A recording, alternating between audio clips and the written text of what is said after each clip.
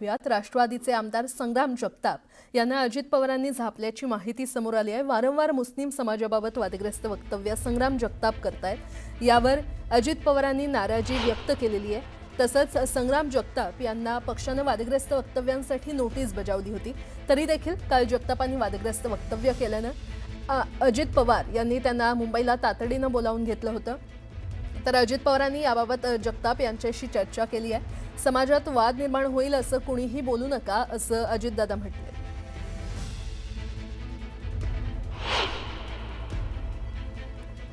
नाही मी त्यांना सांगायचं ते सांगितलं ना। आता ते त्याच्या संदर्भामध्ये आम्ही त्याच्याबद्दलचं लेखी त्याला मागितलेलं आहे। त्याचं उत्तर तो देईल ना। ते उत्तर काय येतंय ते बघू ना। आज चर्चा नेते मंडळींची झालेली आहे, विशेषतः अजितदादांची देखील झालेली आहे आणि त्याच्या बाबतीमधलं जे काय असेल ती चर्चा आमच्या अंतर्गत ही झालेली आहे। कान मंत्र आणि सूचना हे बऱ्याच वर्षापासून देत आलेले आहेत। राज्य निवडणूक आयोगाने मंगळवारी सर्वपक्षीय नेत्यांच्या विविध मागण्यांसंदर्भात अत्यंत महत्त्वाचं स्पष्टीकरण दिलंय। मतदार यादीमध्ये बदल करण्याचा अधिकार आमच्याकडे नाही असं स्पष्टीकरण राज्य निवडणूक आयोगाने देत सर्वपक्षीय नेत्यांच्या मागणीवर हात झटकले। स्थानिक स्वराज्य संस्थांच्या निवडणुकांसाठी वापरली जाणारी विधानसभा मतदारसंघाच्या मतदार यादीत नव्यानं नावं समाविष्ट करणं किंवा नावं वगळण्याची कार्यवाही किंवा अन्य बदल करण्याचा विषय राज्य निवडणूक आयोगाच्या कार्यकक्षेत येत नाही असं स्पष्टीकरण राज्य निवडणूक आयुक्त दिनेश वाघमारे यांनी दिलंय।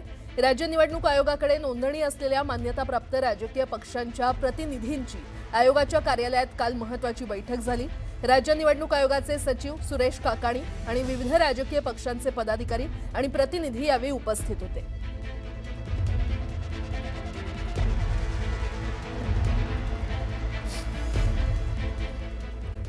राज ठाकरेंसह महाविकास आघाडीच्या शिष्टमंडळानं काल निवडणूक आयोगाची भेट घेतली होती। दरम्यान निवडणूक आयोगाच्या अधिकाऱ्यांसोबत झालेल्या बैठकीत शिष्टमंडळानं काही परखड सवाल केलेले आहेत। कालच्या बैठकीनंतर आजही हे शिष्टमंडळ निवडणूक आयुक्तांची भेट घेणार आहे। महाविकास आघाडीसह मनसे आणि विरोधी पक्षातील नेत्यांचं शिष्टमंडळ सकाळी 11 वाजता मंत्रालय प्रशासकीय इमारत इथे राज्य निवडणूक आयोग आयुक्ताच्या कार्यालयामध्ये बैठकीला जाणार आहे आणि याच ठिकाणी राज्य निवडणूक मुख्याधिकारी एस चोकलिंगम आणि राज्य निवडणूक आयोगाचे आयुक्त दिनेश वाघमारे या शिष्टमंडळामध्ये सोबत चर्चा करणार आहेत।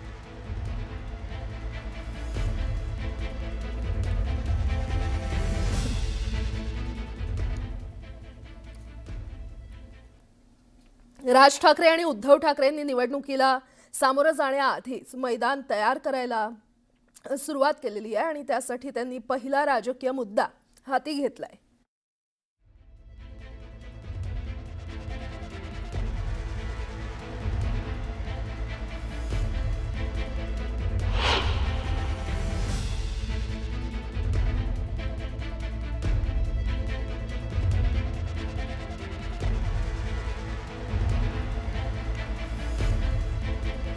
तर विरोधकांच्या या शिष्टमंडळानं काल मुख्य निवडणूक अधिकारी चोकलिंगम यांची भेट घेतली।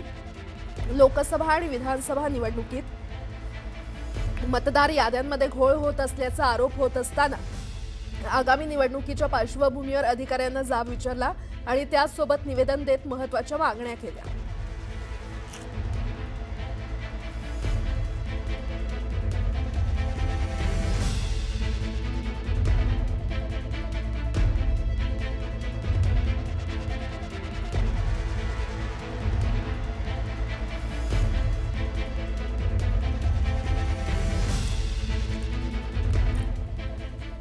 दरम्यान या बैठकीत राज ठाकरेंनी कोणकोणते परखड सवाल केलेत ते पाहूयात। राज ठाकरेंनी निवडणूक आयोगाला काही परखड सवाल केलेले आहेत। निवडणूक लागलेली नाही तरी मतदान नोंदणी बंद का केली? जे वयाची 18 वर्ष पूर्ण करतायत त्यांनी मतदान करू नये का असा सवाल देखील राज ठाकरेंनी केला। 2-2 ठिकाणी मतदारांची नावं आहेत असं का?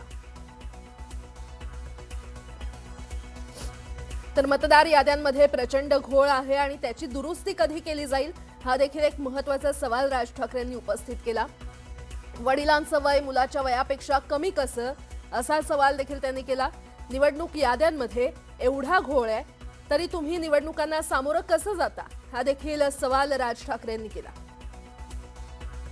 तर 31 जानेवारीपर्यंत निवडणूक घेण्याचे आपल्याला आदेश आहेत.